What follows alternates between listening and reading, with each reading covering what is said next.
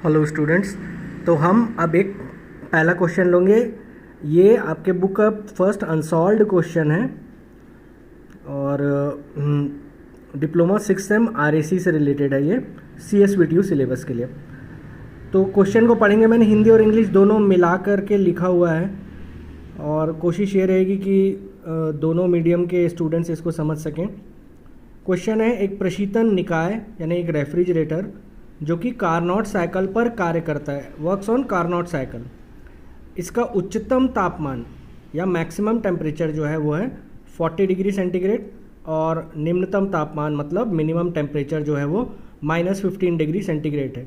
इस क्वेश्चन को डायरेक्टली ऐसे भी पूछा जा सकता था कि एक रेफ्रिजरेटर जो है वो 40 डिग्री सेंटीग्रेड और -15 डिग्री सेंटीग्रेड के बीच काम करता है। ओके, यदि इसका लैंग्वेज ऐसा हो तो भी उसका मतलब यही होगा। अब आगे देखते हैं। इसकी प्रशीतन क्षमता रेफ्रिजरेटिंग इफेक्ट 10 टन है, ठीक है।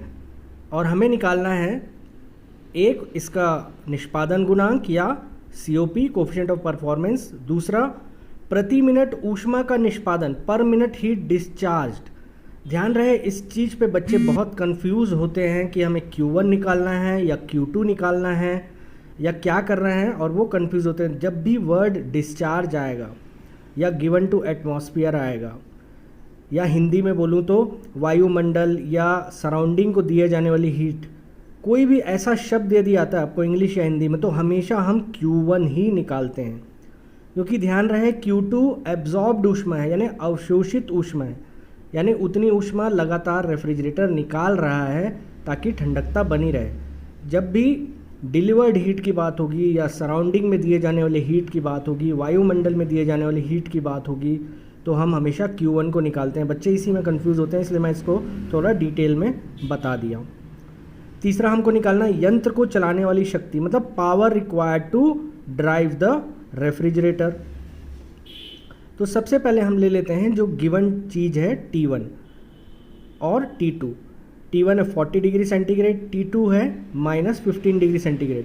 क्वेश्चन कोई भी दिया हो, बनाने से पहले बच्चों आपको एक चीज़ ध्यान रखना है कि टेम्परेचर को हमेशा केल्विन में परिवर्तित कर लेना, चेंज कर लेना केल्विन में, वरना एक सिंपल सा जो आपको नंबर दिला सकता है चीज़ वो आपका नेगेटिव चला जाएगा यदि आपने उसको डिग्री सेंटीग्रेड में सॉल्व कर दिया। तो सबसे पहले जो आपको काम करना है वो है टेम्परेचर को केल्विन में चेंज करने का। तो T1 को हम लिखेंगे 40 + 273 दैट इज़ 313 केल्विन, और T2 हो जाएगा -15 + 273 यानी 258 केल्विन।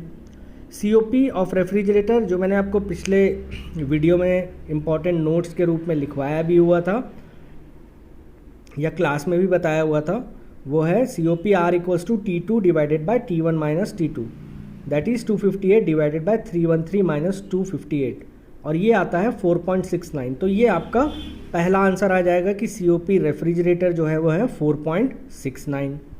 अब अगला जो हम जानते हैं, COP का एक और फॉर्मूला होता है कि COP रेफ्रिजरेटर क्या होता है, Q2/W भी होता है, ये लिखवाया हुआ था मैंने। और Q2 को हम क्या बोलते हैं, रेफ्रिजरेटिंग इफेक्ट, और W क्या होता है, पावर या शक्ति। तो अब हमें क्या करना है,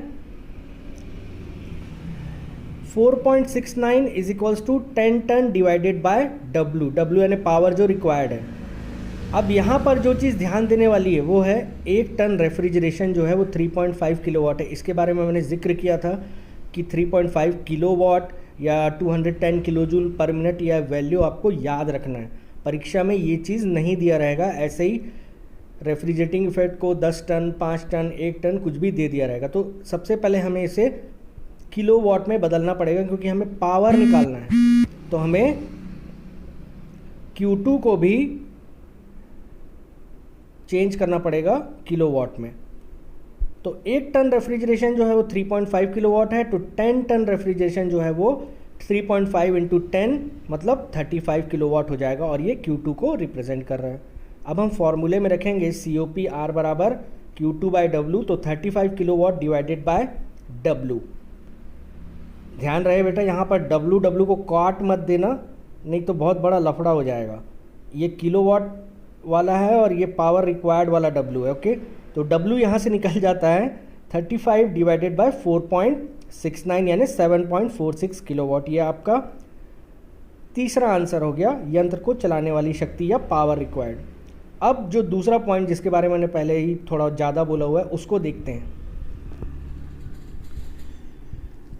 कि प्रति मिनट ऊष्मा का निष्पादन और पर मिनट डिलीवर्ड हीट। अपन जानते हैं कि W बराबर Q1 माइनस Q2 होता है, तो यहाँ से Q1 क्या निकल गया, Q2 प्लस W निकल गया। तो Q1 क्या आ गया, 35 प्लस 7.46। ध्यान रहे 35 रेफ्रिजरेटिंग इफेक्ट या Q2 को दिखा रहा है, वो अपन ने निकाला हुआ था, और 7.46 हमने कैलकुलेट किया हुआ था। तो Q1 क्या बन गया, 42.46 किलोवाट या 42.46 किलो जूल पर सेकेंड। जूल पर सेकेंड को ही हम वॉट कहते हैं। हमें पूछा है प्रति मिनट ऊष्मा का निष्पादन। एक बार फिर से देख लेते हैं कि प्रति मिनट ऊष्मा का निष्पादन और पर मिनट डिलीवर्ड हीट Q1 को पूछा हुआ है।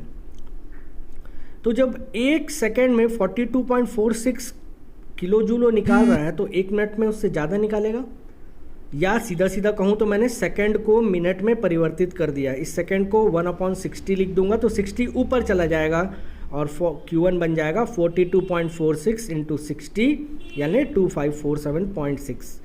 तो ये था पहला क्वेश्चंस। आई होप आप लोगों को समझ में आया होगा। मुझे बताइएगा कोई डाउट हो तो आप मुझे कॉल भी कर सकते हैं या अपने कमेंट्स दे सकते हैं। Thank you. मैं अगला क्वेश्चन फिर से थोड़ी देर बाद अपलोड करता हूँ।